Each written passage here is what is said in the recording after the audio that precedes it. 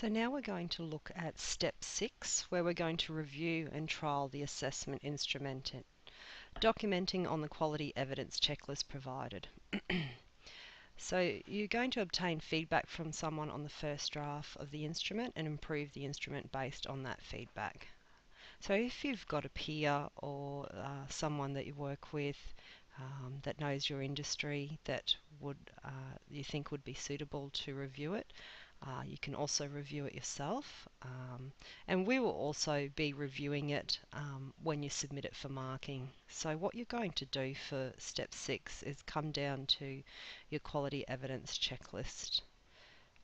You're not going to modify this checklist because you're just going to use it to check the instrument that you've created. So you're going to go through these things ticking yes or no. If you tick no in any of them, you need to fix that before submitting. So you're just using this simply as a checklist, and you're taking all of these things off using the assessment instrument, the matrix, and any other documentation that you've created to help you do that. So that one's a fairly simple process. Let's have a look at 7 then. So with 7, you're going to develop an assessment briefing checklist and an evaluation form. Luckily, we've more or less done this for you. And what you're going to do is modify them to suit your assessment. So come down to your briefing checklist and open that one up. You of course are going to modify this to suit your assessment. So reason and purpose of the assessment, you might like to add in there what that is, because what you're going to use this checklist for is when you sit down to assess someone for 2C, you're going to go through all of these things and we're going to observe you doing them. So you're going to use this checklist and read out these things to that person and tick them off. So it's a good idea to modify it to suit you. Time, date, location of assessment or assessment deadline. So if you've got an idea of how that's going to be, if you're giving them a third-party report and you want that back within a week, you would state that in here, and that would remind you to tell the candidate as you're sitting down to assess them. Other information they might need to bring, so you might put some examples in there if they need safety boots and things like that. So you're modifying this to suit your assessment. You're not signing anything at this stage because again we would be printing this out and using it for the practical in 2C. Again, same for the assessment feedback form. You're going to save this, do your naming convention, version control, fill out the bits and pieces that you know, look at the questions and change any that you need to make them suitable for your assessment. So this is the feedback form that you will give to your candidate after assessment. And why do we seek feedback? So we can improve. That's the main aim. So when we're looking at these questions, making sure that they're going to improve our assessment. So you can add some more.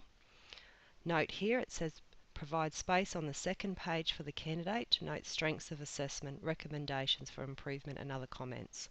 So you would remove that templating prompt and add those lines in. You can add a place for them to sign, or you can also put a little statement in there that they can choose to remain anonymous. For the purpose of assessment, it's probably a bit difficult because it's just you and them, but that's often what we do with feedback is we let the student remain anonymous, but we do also try to seek names, because if they put down something fairly crucial in their feedback, we might want to investigate that further, so it really helps if we have that name in.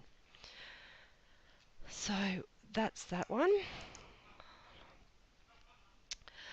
Remove all the formatting template. So we just talked about that then as an example in that one. It gave us a little prompt. So we want to remove all of that. We want to submit your draft assessment plan, associated documents.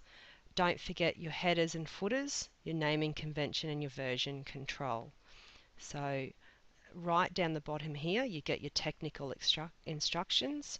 This should be in a Word document or collection of documents with appropriate professional formatting, file structure and naming convention, which you'll see up in Program Resources. I have some other screencasts in there.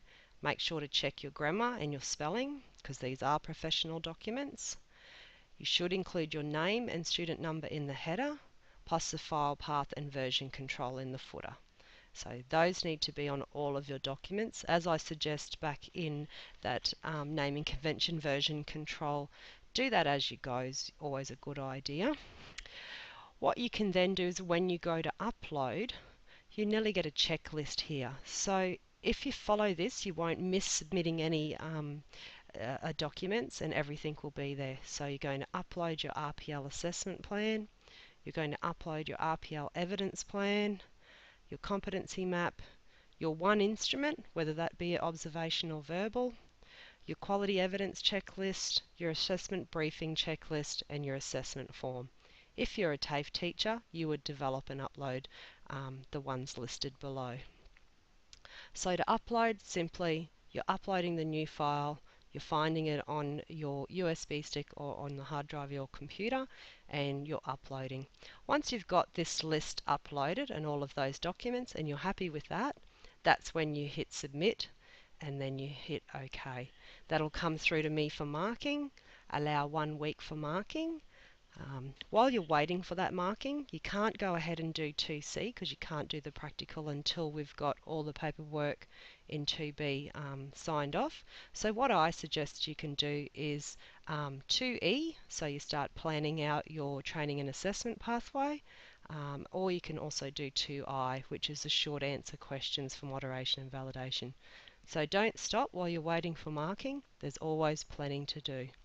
I hope that takes you briefly through the steps. Like I said, Manual 2 is going to take you through further what those documents entail, and it's important that you understand what information you're putting in there, not just filling out the templates. If you have any feedback on these series of screencasts, I'd be happy to receive that from you, as we're always seeking to improve. Thank you for watching.